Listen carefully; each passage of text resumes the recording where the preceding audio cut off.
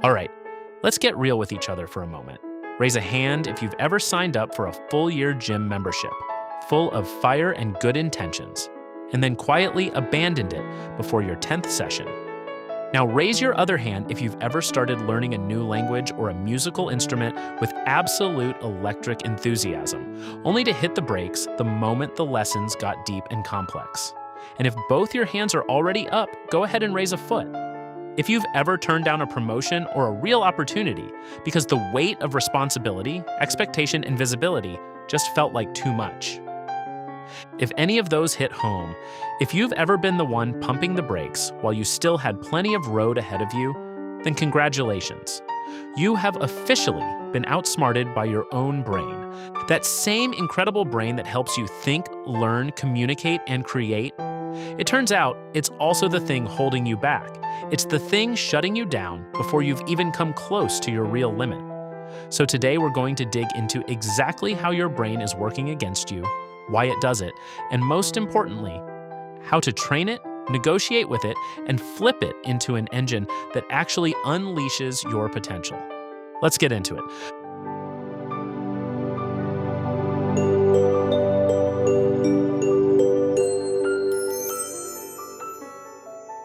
Before we go any further, I want to give credit where it's due. Because everything we're covering today is grounded in real science, and a lot of it flows from one of my absolute favorite books, Endure Mind, Body, and the Curiously Elastic Limits of Human Performance by Alex Hutchinson. Alex Hutchinson is a science journalist and a competitive runner, and the question at the heart of this book came to him from a deeply personal place, a breakthrough race performance he simply could not explain. That mystery sent him on a years-long deep dive into the science of endurance, and the result is one of the most compelling books written about human performance. What makes Endure explode off the page isn't just that it answers why humans are capable of pushing past limits. It's the way Hutchinson weaves cutting-edge science together with real survival stories, real athletic feats, and real human moments. Readers come away genuinely inspired to apply these techniques. Things like motivational self-talk, not just in sport, but in everyday life, at work, in relationships, in any arena where you've ever felt like you hit a wall. The book has genuinely shifted how modern coaches think, moving the conversation away from purely physical training toward building the brain's capacity to endure. And the international community widely considers Endure a must-read for anyone serious about unlocking human potential. It's not just about running or cycling. It's about how we face pain, fatigue, and resistance in every corner of our lives. That's the foundation we're building on today. Now, let's go deeper.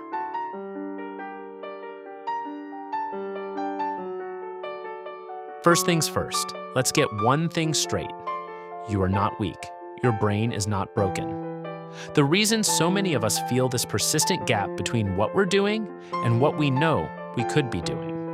That nagging sense that we're capable of so much more. That feeling comes directly from the way the brain is wired and programmed. Put simply, we haven't broken through our limits yet because our brains were built to keep us alive, not to help us peak. Based on the science unpacked in Endure, the brain is not a passive observer sitting in the background while your body does the work. It is an active regulatory system. Its job is to set physical limits and enforce them before your body actually reaches the point of catastrophic failure. This is the brain's protection protocol. And understanding it is the first step to working with it rather than against it.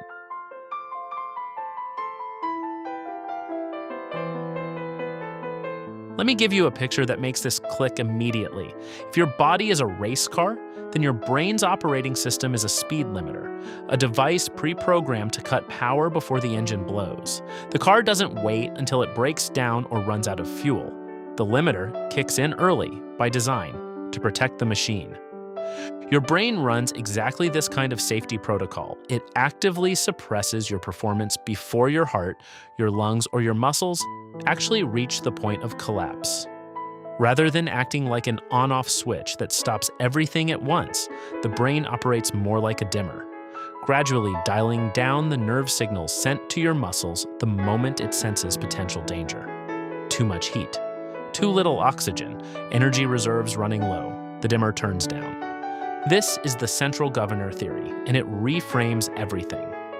Breaking through your limits isn't about forcing your body past a physical wall. It's about learning to renegotiate with that dimmer to access the energy that's already there, but being deliberately locked away. So what tool does the brain use to manage and control all of this? There's really just one: your perceived effort, the feeling of how hard something is. According to the psychobiological model developed by scientist Samuel Marcora, people don't stop because their muscles have run out of fuel. They stop because the sensation of effort has climbed to the maximum level they're willing to tolerate. And critically, that sensation of effort is tightly bound to mental fatigue. When your mind is exhausted, movement feels heavier, the perceived effort spikes, and the brain throttles output. Even when your heart rate and blood oxygen levels are still perfectly fine physiologically. That's why we quit earlier than we have to. The body has more, but the brain says no.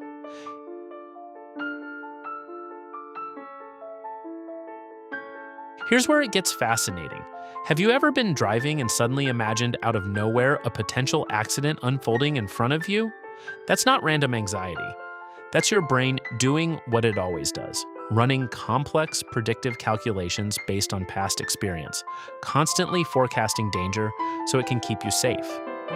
The same prediction engine runs during physical performance.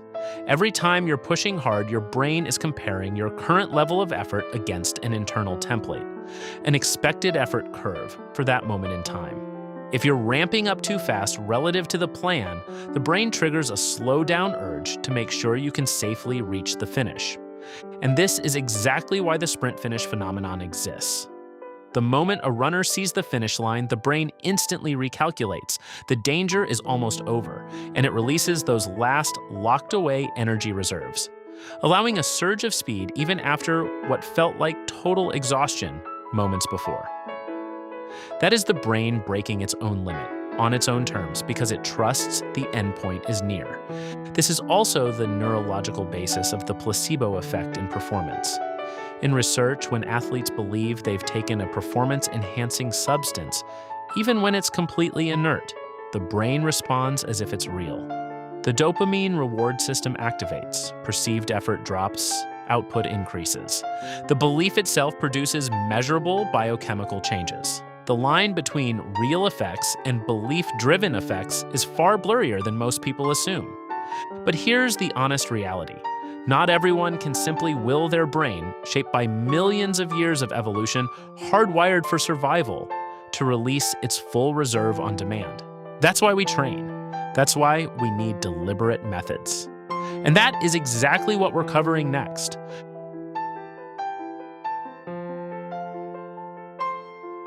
Based on Endure, breaking through limits requires more than physical conditioning. It requires renegotiating your brain's perception of effort and retraining your nervous system's protective mechanisms.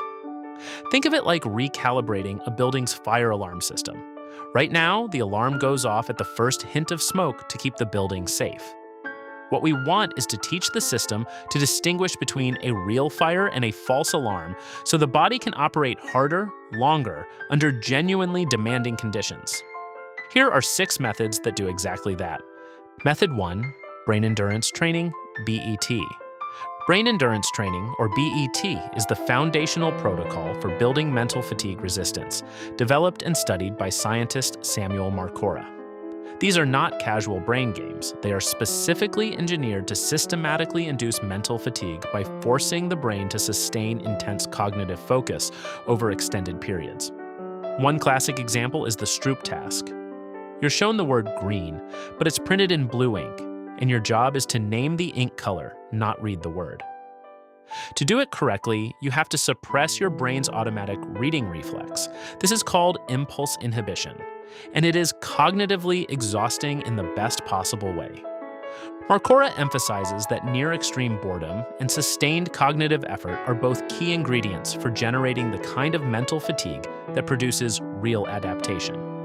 Sessions typically run 30 to 90 minutes. In a landmark 12-week study, a group that combined physical cycling training with BET tasks improved their endurance time by 126%. compared to just 42% for the group doing physical training alone. That is not a small difference. That is a paradigm shift. You can practice BET right before a physical workout to preload mental fatigue or perform cognitive tasks simultaneously with physical exercise to maximize adaptive efficiency. And occasionally, deliberately train after a long, stressful day, instead of waiting until you feel fresh, to teach your brain to perform under real-world fatigue conditions. Method 2. Motivational self-talk. You've probably heard the phrase, listen to your inner voice. Well, here's the science behind why that actually matters. Motivational self-talk is not cheerleading. It is a genuine brain reprogramming technique that changes how the brain interprets internal signals from the body. Within the psychobiological model, what determines your limit is not muscular depletion. It's perceived effort. When the body is under pressure, the brain generates negative thoughts like, I'm about to collapse, as safety warnings. Motivational self-talk intercepts that signal and rewrites it. The technique involves 5 steps: awareness, rejection, relaxation, reframing, and continuation. When you catch a negative thought, my legs are on fire, you immediately block it. Then you physically relax, paying special attention to your face and jaw. Then you reframe the sensation as neutral or positive data. This burning means I'm training at real intensity. Then you keep moving with that new mental posture. Research by Steven Seiler showed that athletes using this method could sustain a core body temperature 0.5 degrees Celsius higher before stopping. Direct evidence that the brain's braking system can be loosened through psychological intervention alone. Method 3. Mindfulness training and interoception. Mindfulness isn't just for meditation cushions. It is a high-performance brain training tool. Specifically, mindfulness training works by changing how the insular cortex, the brain region responsible for interoception, or the monitoring of internal bodily signals like heart rate, breathing, oxygen levels, and temperature, responds to extreme physical stress. The goal of training the insular cortex is to observe those internal signals more objectively, to transform emotional reactions into neutral data points. Instead of treating breathlessness or leg pain as alarm signals that trigger panic, you learn to treat them as information you can use to calibrate performance. This requires 2 skills: converting emotional signals into data and using that data to adjust behavior rather than reacting to it negatively. Practical training exercises include breathing through a straw to simulate restricted airflow, forcing the practitioner to observe anxious thoughts without acting on them. Another method involves holding your hand in ice water.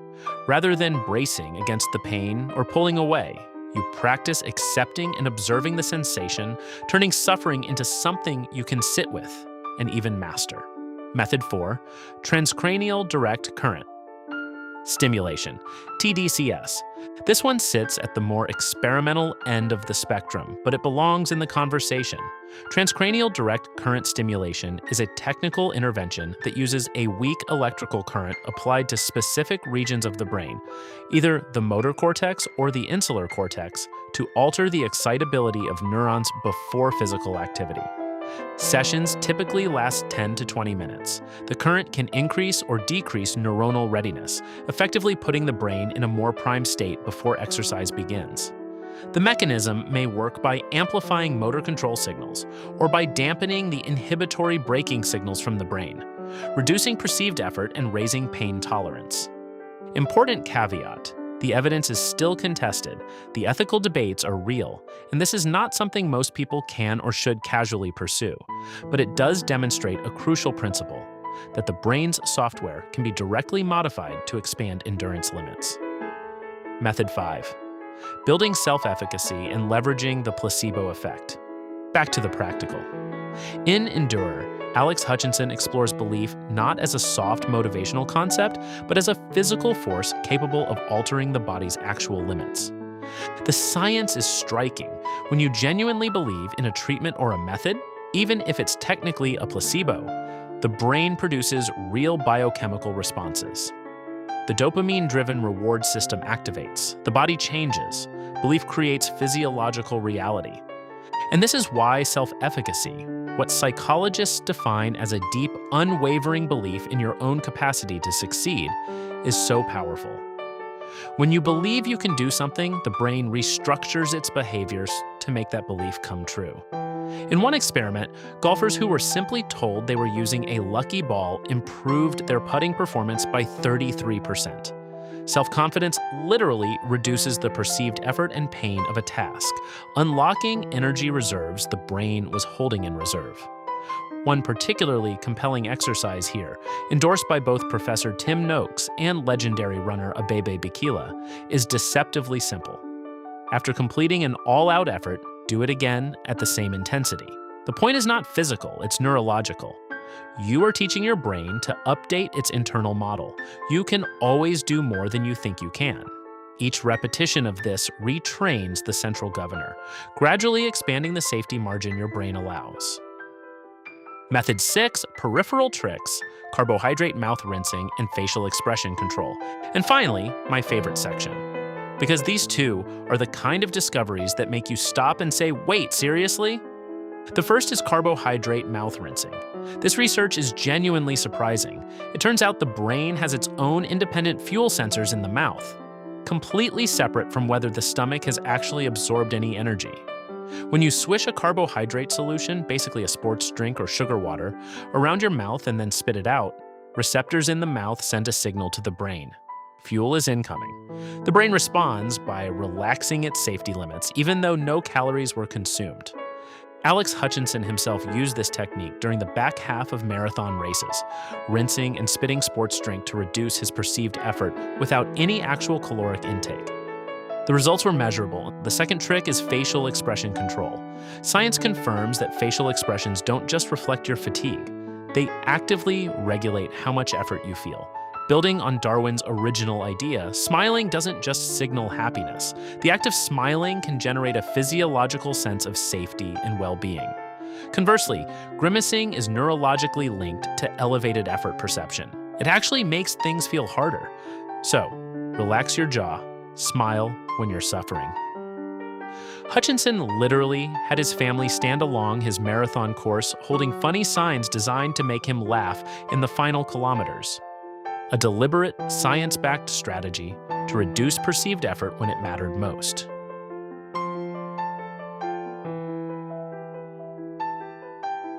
So here's the takeaway. The fact that you unconsciously hit the brakes before you've reached your real limit, the boredom, the exhaustion, the retreat, is not a character flaw. It is a feature of a brain that has been successfully keeping humans alive for millions of years. You are not broken. Your brain is doing exactly what it was designed to do.